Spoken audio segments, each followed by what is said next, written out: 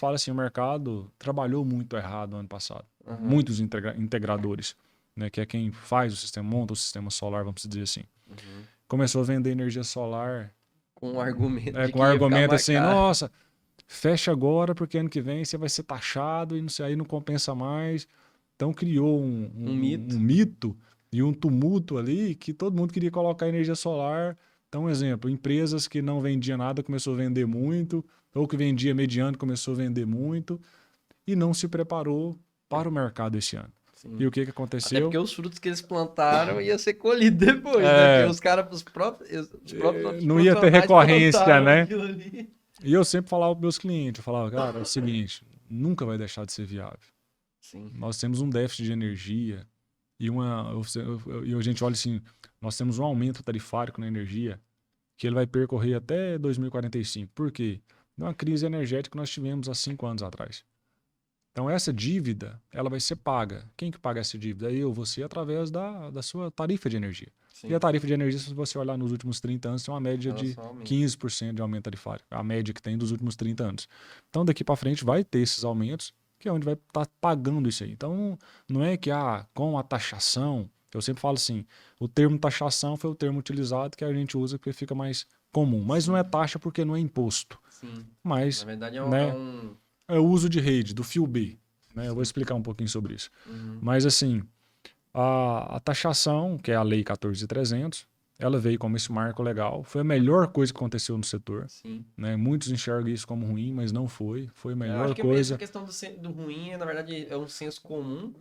De Por falar, eu falta vou de conhecimento pagar. e por falta por culpa desse discurso aí de que não, vai ficar mais Coloca caro, que agora. o governo tá roubando mais, tá pagando Isso. mais imposto, cobrando mais imposto. Como que quer taxar o sol é de graça. Sei o Aí quê. começou a surgir esses, eu falo assim, você virou piada. É. E não existe nada Inclusive, eu vi disso. isso aí mesmo, de taxar o sol. Taxar o sol. Eu falei, cara, não tem nada disso. E hoje eu explico isso muito bem para meus clientes. Igual eu te falei, então o mercado, quando chegou janeiro, teve tanta questão política, né? O mercado desaqueceu em todo o setor. Eu tenho muitos amigos do setor do agro, por exemplo. Se olhava uma arroba de um boi, tava A R$310. soja também, então A amigo so- meu da é, soja aí que tá também. Hoje caiu para 170, 180. Você olha o cara da soja, você olha o cara ali né, o próprio milho, né? Era R$100 um saco de milho em média. Hoje você compra por 40. Uhum. Então, todo o setor esfriou. Mas o cara da solar estava acostumado o quê? Vender muito. Uhum. É da mesma forma o cara da soja. Não é que tá ruim, Tá ruim. né? Isso, é igual a construção civil também. Acostumou a ganhar muito, A aí agora construção ganha civil pouco. cresceu mais que o PIB nos últimos 2 anos e a questão do financiamento também, o que tá batendo agora, né? Que o financiamento não é que diminuiu o crédito na caixa. O que aconteceu foi que a demanda aumentou muito, que a galera agora tá sabendo disso e tá todo mundo indo atrás. Então, deu uma esfriadinha ali, mas não tá ruim. Não Só não tá tão é bom. tão bom. Como Só porque, em relação a solar, quando pegou janeiro, fevereiro, março, abril, o setor realmente teve aquela esfriada pela própria forma que o setor trabalhou. Uhum. Só porque isso vem mudando, porque as pessoas vêm se conscientizando, os próprios integradores, os próprios fornecedores também de material, conscientizando e mostrando a viabilidade. Uhum. E quando você mostra a viabilidade para o cliente, ele não deixa de fechar negócio. Porque antes a gente falava sempre assim, uma economia de 95%. Essa economia, ela existe? Depende, em alguns casos sim, mas o normal é uma economia de 85%. Deixa de ser viável? É muita coisa. É aquilo que eu comentei com você. O cara chega no final do ano para esperar um desconto, né? Black Fraud. Uma Black Fraud, um desconto que de 10%, de 15%. Não, um desconto aqui de 30%. Calma aí, no solar já é 85% no pior caso. Tem Black Friday toda o ano inteiro. Todo dia. Black Monday, Black Tuesday, tem Black todo dia. E eu vejo que o cliente, ele só precisa de informação. E você mostrar isso para ele. De uma forma clara. Então, quando eu olho para o cliente, você pega um cliente do varejo, principalmente. Cliente do varejo é? O cliente que ele gera energia e consome. É o residencial. Residencial, o cliente final. Aquele comércio, o cliente do fio B, que logo eu vou te explicar sobre o fio B. Mas esse cliente de pequeno porte, vamos dizer assim, de médio porte, que ele fica dentro de micro geração, nós até ia comentar um pouquinho sobre micro e mini geração.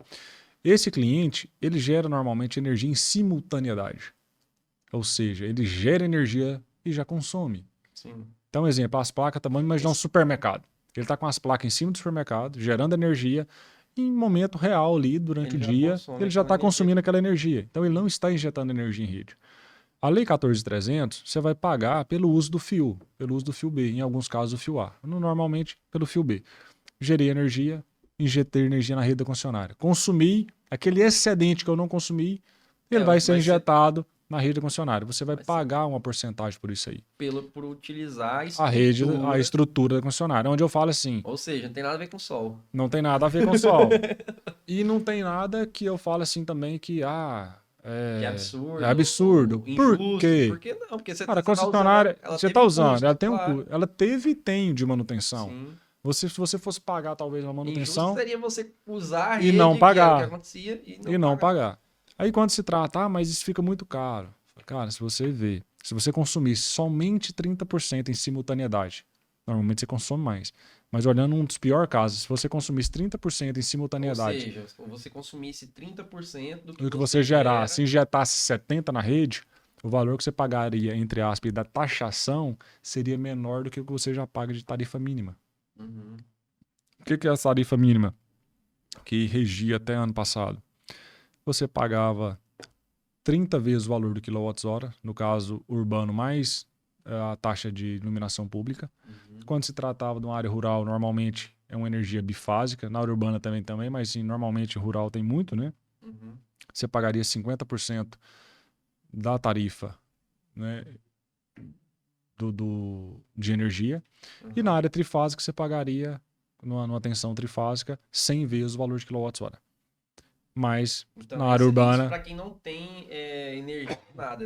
A tarifa mínima ali... A tarifa todo dia você paga. Se não usar nada, você ia pagar na monofásica 30 vezes o valor do quilowatt-hora. Vai dar o quê? Uns 50, 40 reais. 40, 45 reais. No rural, 50 vezes. E o trifásico... 50, 60 reais. No bifásico, né? Assim, o monofásico, bifásico e trifásico. Monofásico 30 vezes, bifásico 50 vezes o valor da tarifa. E o trifásico 100 vezes o valor da tarifa. Mais iluminação pública. Mais iluminação. Seria a tarifa mínima. Independente da energia solar ou não, você paga. Se você desligar seu medidor, você vai pagar ela. Pagar.